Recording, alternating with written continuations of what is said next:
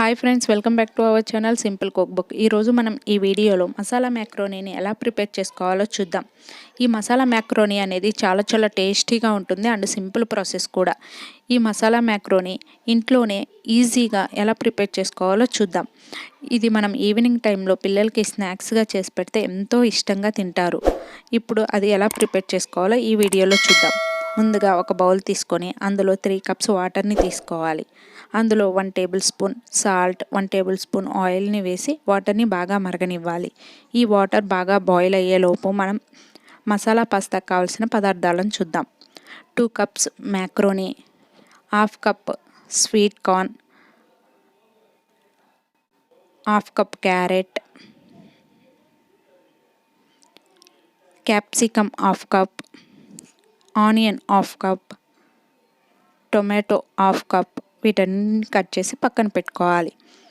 Garam masala half tablespoon, pepper powder 1/4 tablespoon, red chilli powder half tablespoon, sauce 2 tablespoon, రుచికి సరిపడా salt, అల్లం 1 table spoon ముక్కలుగా cut చేసి పక్కన పెట్టుకోవాలి.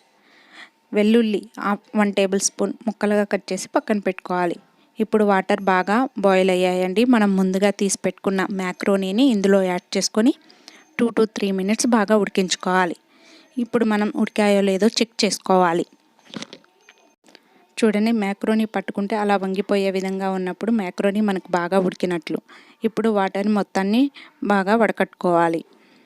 ఇలా వాటర్ మొత్తాన్ని డ్రైన్ చేసుకొని పక్కన పెట్టుకోవాలి.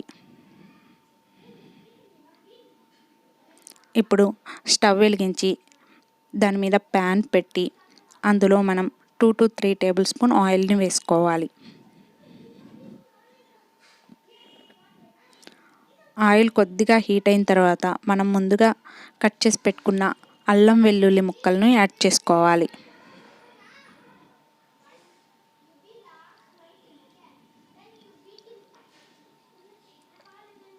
ఇవి కొద్దిగా ఫ్రై అయిన తర్వాత మనం అందులో పచ్చిమిర్చిని యాడ్ చేసుకోవాలి. అవి కొద్దిగా చిటపట్లాడిన తర్వాత ఆనియన్ ముక్కల్ని యాడ్ చేసుకోవాలి. ఇవి 1 minute బాగా ఫ్రై అయిన తర్వాత మనం ముందుగా కట్ చేసి పెట్టుకున్న క్యాప్సికమ్, క్యారెట్, స్వీట్ కార్న్ వీటన్నిటిని యాడ్ చేసుకోవాలి. మనకి ఏ వెజిటబుల్స్ ఉన్నా యాడ్ చేసుకోవచ్చండి. ఈ వెజిటబుల్స్లో ఏం లేకపోయినా స్కిప్ చేసుకొని మీ దగ్గర ఉన్న వెజిటబుల్స్ని వేసి ఈ మసాలా పాస్తాని చేసుకోవచ్చు. చాలా టేస్టీగా ఉంటుంది. ఇప్పుడు అందులో రుచికి సరిపడా సాల్ట్ని వేసి ఇంకొకసారి బాగా కలుపుకోవాలి. ఇలా కొద్దిగా ఫ్రై అయిన తర్వాత మనం అందులో టమోటో ముక్కల్ని యాడ్ చేసుకొని ఇంకో 1 or 2 minutes బాగా ఫ్రై చేసుకోవాలి.